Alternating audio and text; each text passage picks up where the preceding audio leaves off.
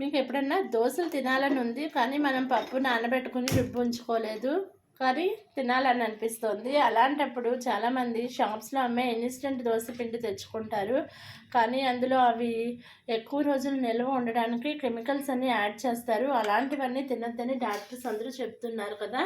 అందువల్ల మనం చాలామందికి మీలో తెలిసే ఉంటుంది, మనం ఇంట్లో అప్పటికప్పుడు పిండ్లు నానబెట్టాల్సిన అవసరం లేకుండా, పప్పులు నానబెట్టాల్సిన అవసరం లేకుండా అప్పటికప్పుడు కొన్ని పిండిలు కలిపి మనం దోశలా వేసుకోవచ్చు.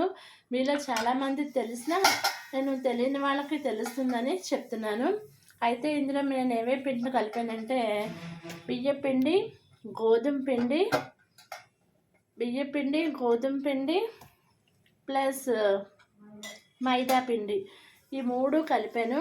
కలిపిన తర్వాత దీనికి కావాల్సినంత, దీనికి సరిపోయేంత ఉప్పు వేసాను, కారం వేసాను, జీలకర్ర డైజెషన్ కానీ జీలకర్ర కూడా వేసాను. అయితే మీకు ఇంట్రెస్ట్ ఉంటే అల్లం, పచ్చిమిర్చి, ఉల్లిపాయ 3 కూడా తరిగి పైన చల్లుకోవచ్చు దోశ పైన.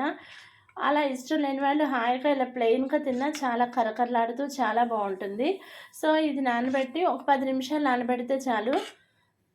నీళ్ళతోనే, మామూలు చన్నీళ్ళతోనే కలిపేసుకోవాలి. మైదా పిండి, గోధుమ పిండి, బియ్యపిండి, ఈ 3 గ్లాసులు, చిన్న చిన్న గ్లాసులు తీసుకున్నాను. దాంట్లోనే ఉప్పు, కారం ప్లస్ జీలకర్ర ఈ 3 వేసేసాను. ఇప్పుడు నీళ్ళతో కలిపేసి ఒక 5 మినిట్స్ 10 మినిట్స్ ఇలా ఉంచండి. ఇంట్రెస్ట్ ఉన్న వాళ్ళు చెప్పాను కదా, పచ్చిమిర్చి తరుగు, ఉల్లిపాయ తరుగు ఇవన్నీ కూడా తరుక్కొని పైన దోశ పైన వేసుకోవచ్చు. ఇంట్రెస్ట్ లేని వాళ్ళు హాయిగా ఇలా కరకరలాడుతూ తినచ్చు. సో ఇప్పుడు మనం దోశ వేసుకుందాము. పెనానికి కొంచెం ఆయిల్ వేసి చూడండి, పల్చగా కూడా వస్తుంది, కరకరలాడుతూ ఉంటుంది దోశ. దీనికి ఆయిల్ కూడా ఎంతో పట్టదు, టేస్ట్ మాత్రం చాలా బాగుంటుంది. సో ఆయిల్ వేసాను.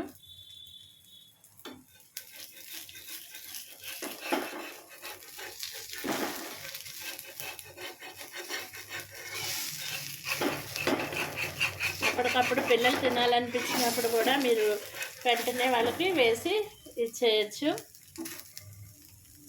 చూసారు కదా, ఇలా దోశ వేసుకుని కాగిన తర్వాత మళ్ళీ ఒక ఆయిల్ డ్రాప్ వేసాను.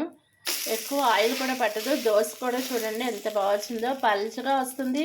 ప్లస్ మీకు ఒక చిన్న టిప్ ఏంటంటే, బియ్యం పిండి కూడా మనం మరపట్టించినవి వాడండి. షాప్స్లో అమ్మే ప్యాకెట్స్ బదులు మనం 1 కేజీయో 2 కేజీలో తీసుకొని మరపట్టించేసుకుని ఉంచుకుంటే ఆ పిండి వాడితే చాలా బాగుంటుంది. సో చూడండి, దోశ కూడా ఎంత కరకరలాడుతూ ఉంటుందో,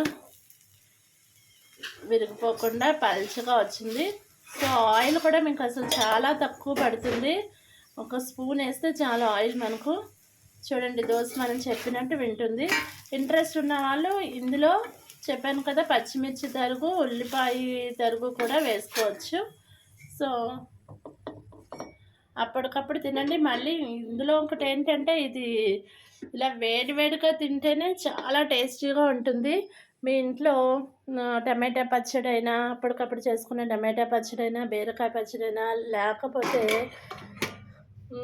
బెల్లం ఆవకాయ అంటారు కదా, అదన్నా ఇందులో చాలా టేస్టీగా ఉంటుంది. సో మేము బెల్లం ఆవకాయ వేసుకొని ఈ టేస్టీ అయిన దోశలు తినడానికి రెడీ అయిపోతున్నాం. Thank you for watching my videos. Please like, share and subscribe to my channel. Thank you.